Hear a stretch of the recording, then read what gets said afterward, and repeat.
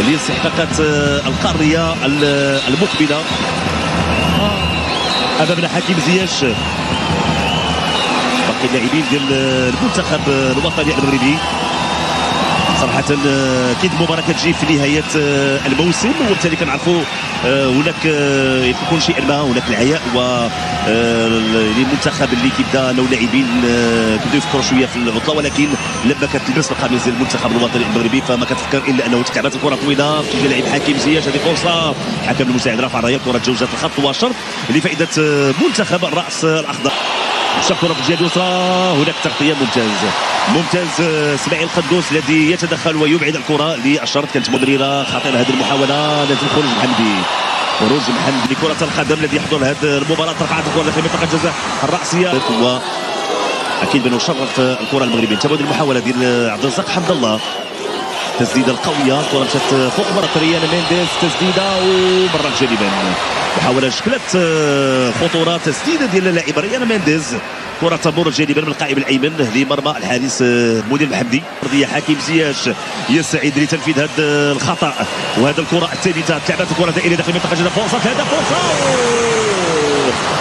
عبد الرزاق حمد الله تبع الكره ولعب بالراس اتجاه عمران لوزه. فرصه لبدايه المنتخب الوطني المغربي ووسط الميدان. مشات الكره لريان مينديز على مستوى الجهه اليمنى، ثبات الكره في القائم الثاني، دائما البحث على العميد ريان مينديز في هذا الانجاز. كان عنده تاثير كبير. حميد صابري حمد الله حكم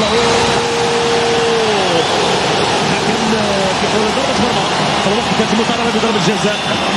عبد الرزاق حمد الله دخول في الجهه اليمنى، البحث على حكيم زياش كان فيه تسلل. حكم المساعد رفع الرايه. كانت تمريره ممتازه من عبد الحميد الصابري من الجهه اليسرى. هذه فرصه التمرير عند عبد الرزاق حمد الله. سفيان امرابط، ولكن كره سهله في يد الحارس. كانت محاوله لفائده المنتخب الوطني المغربي. اشرف حكيمي صابري رفع الكره في القائمه الثاني، فرصه راسيه ديال النص عند دافيد تافاريز. تدخل الحكم كان عندنا الخطا لفائده منتخب الراس الاخضر على المستوى الدفاعي. حتى الان قايم بدور جيد، كما قلت بانه كيعرف القيمه ديال اللاعبين للمستقبل. تجربه خبره وفرصه فرصة الهدف تضيع تسديدة قوية لعمران لوزة. الكرة تمر جانبا من القائم الأيسر لمرمى الحارس تياغو زيمار. بنجامين تبعد المحاولة، تدخل ممتاز لأشرف حكيمي، إبعاد الكرة حمدي. كانت محاولة شيئا ما خطيرة، تم إبعاد الكرة الأخيرة في الوقت. هناك خطأ بالفعل، خطأ لفائدة المنتخب الوطني المغربي. اشرف حكيمي الجهه اليمنى، اشرف حكيمي ترفع الكره داخل منطقه الجزاء، تدخل لسفيان بوفال، تمريره مره اخرى عند حمد الله صديع بن حمد الله. كبيره فرصه لفائده المنتخب الوطني المغربي. اشرف حكيمي وسعيد ياتي الفيل، لعبت الكره دائريه، فرصه راسيه، تدخل وابعاد الكره. كانت محاوله في الوقت هناك خطا حكم، كان خطا لفائده العميد ريان مينديز. الصغرى بطاقات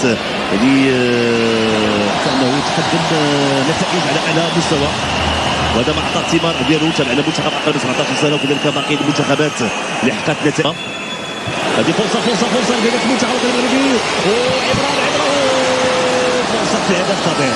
فرصه الهدف تضيع من عمران لوزة. اعتقد انه كان عنده حل اخر.